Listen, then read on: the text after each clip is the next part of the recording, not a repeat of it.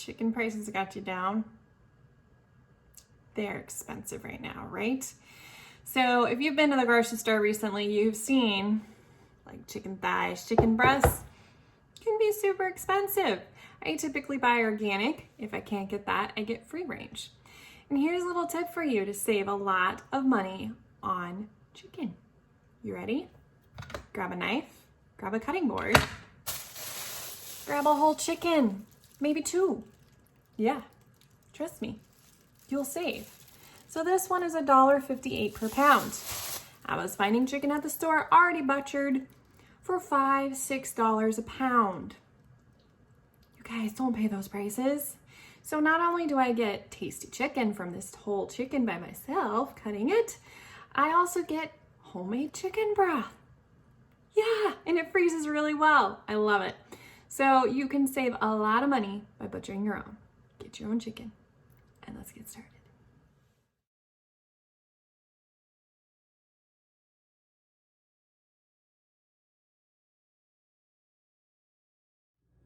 All right, so in previous video, I showed you guys how to deconstruct a chicken, save money by cutting up your own, butchering your own chicken.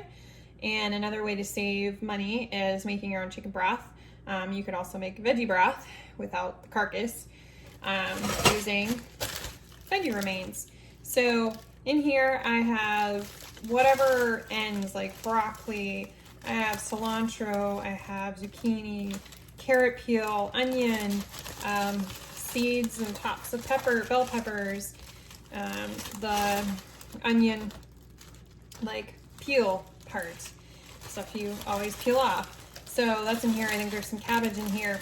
So whenever I'm chopping some veggies and stuff, I throw it into a bag or a container of some sort. Right now I have a bag, and I throw it in the freezer and I just add to it.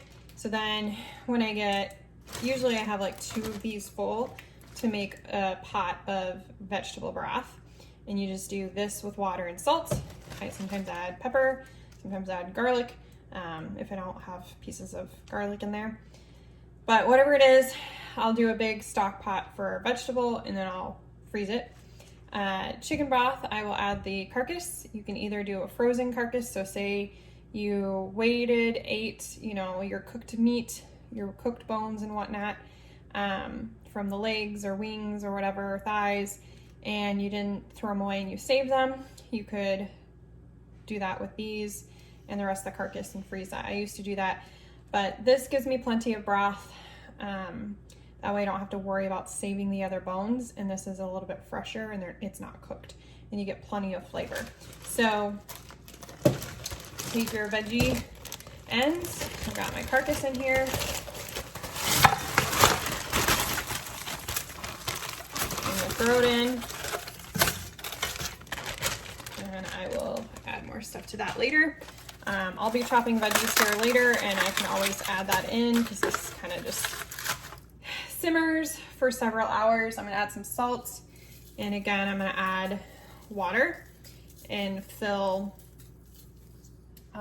You don't have to do salt. I've done it without salt, but I tend to add salt for the flavor, since I can control that. So you're gonna cover stuff with water. Veggies will shrink down as you put water over it because they're frozen right now. I feel pretty full, and then I cover it. So that's all you do. Super easy, super simple. Yeah, you gotta be home for it because you're gonna let it simmer. I've had people throw it in a crock pot and do it that way, so you don't have to worry about it. So you could do it in a crock pot if you know you're gonna be out and about, and that would work too. You could do it overnight in the crock pot. So you could throw everything in a crock pot, put it on low, let it do its thing overnight. In the morning, turn it off. And then say you have to go to work, you could put the crock pot in the fridge and do it later.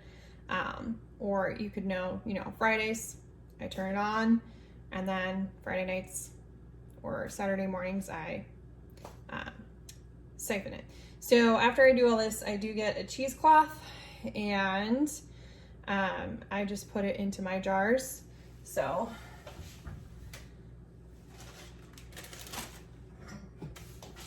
I grab my jar thing, I grab some of my cheesecloth, I put it over, and then I put these on top of my mason jars, and I put them in the freezer.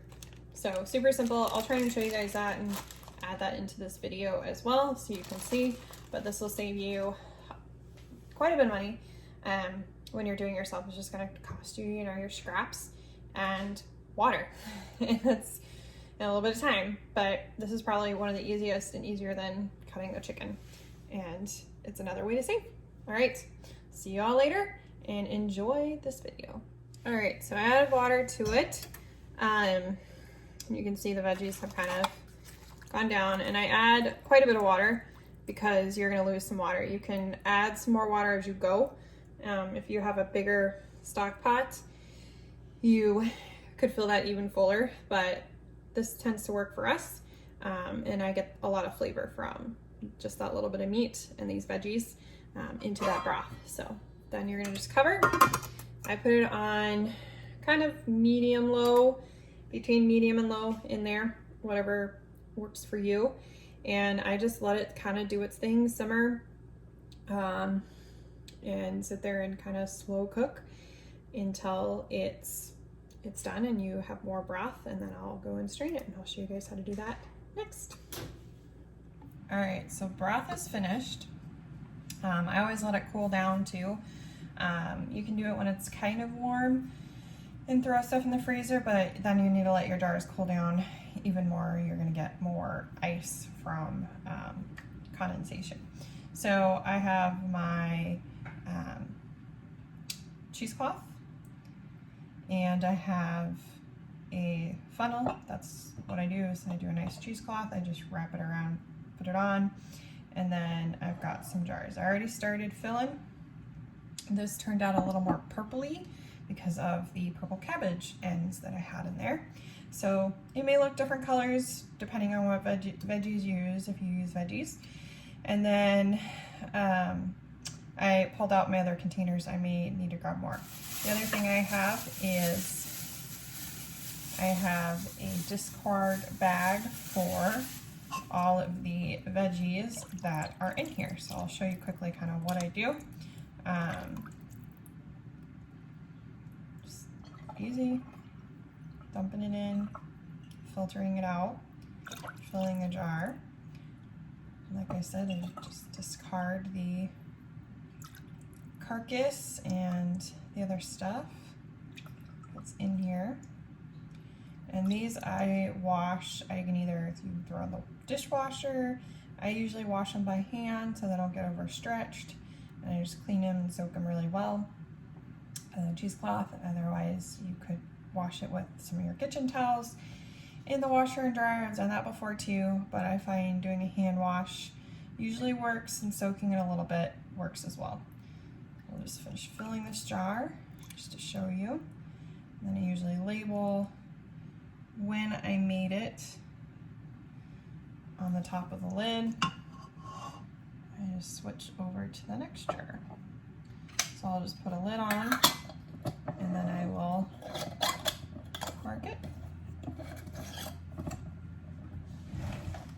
That way when I'm going through, and if I've done this a few times, which I did this last week, I know what's the older batch from the newer batch.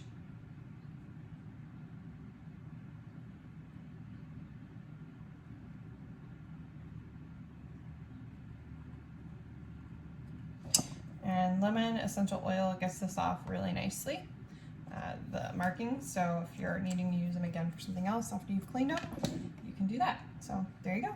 It's super easy, super simple. And like I said, you just get rid of all this vegetable and carcass, and you're good to go. See, easy peasy.